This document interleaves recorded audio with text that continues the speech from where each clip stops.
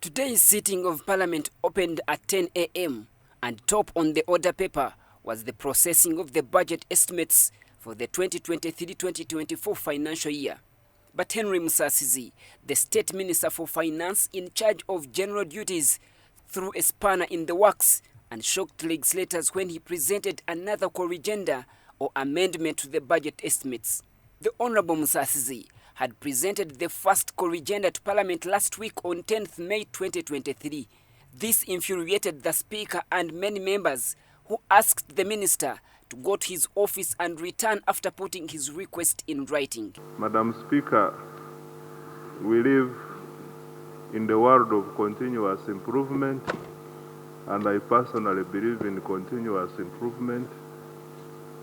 I promise that in future we will do better than now. Do we still have a government, Madam Speaker,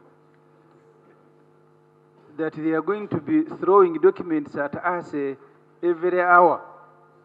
Because for us as a budget committee, we feel, in fact, we are waiting, Madam, for an opportunity to present. Let's have whatever documents that you want this House to consider in time. It has a legitimate issue. I confirm that this is the last document we are laying. Honorable Musasizi, will it cause any harm for you to go and make a commitment in writing to this House, and you come back and lay it on table that this is the last document? We don't want to be seen to be forcing finance. The other time we passed a law here, and Attorney General said we forced him. The Speaker was forced to adjourn the House up to midday to allow the Budget Committee members to process the newly introduced changes into the national budget. But when midday struck, the committee was not yet ready to present the report to the plenary. The Deputy Chairperson of the committee asked for more time before committee can report back to the House. Madam Speaker and honourable members, I beg that you give us 2.5 hours from now to have work done properly, because the essence of the agenda is making corrections to the budget. When we continue holding this budget estimate, so many things come in between. So many.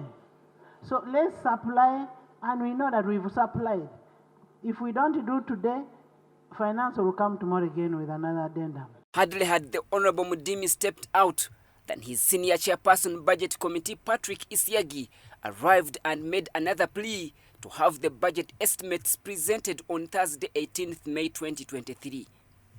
This did not go well with the House, with the Speaker Among saying that some members of Parliament were being used by external forces to sabotage the budget process.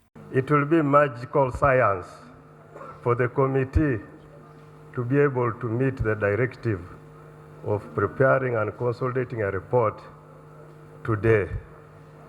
Tell us the challenges you're getting in the committee. I don't want us to cover things. That there are machineries who are there advocating for particular entities. There are people who are disorganizing the committee. Right, Honorable. Let's run these committees in a free and a fair way. Professional way. Let members not go and disorganize committee work. If you want to debate, if you want any change on figures, come and the report will be debated here. The Speaker then adjourned Parliament for the second time to Thursday morning.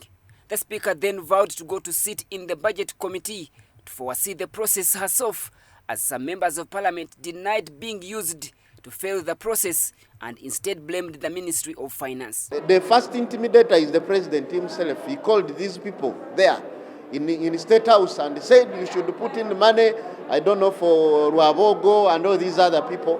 Whereas this ministry is supposed to be a ministry of finance and planning. There is no planning.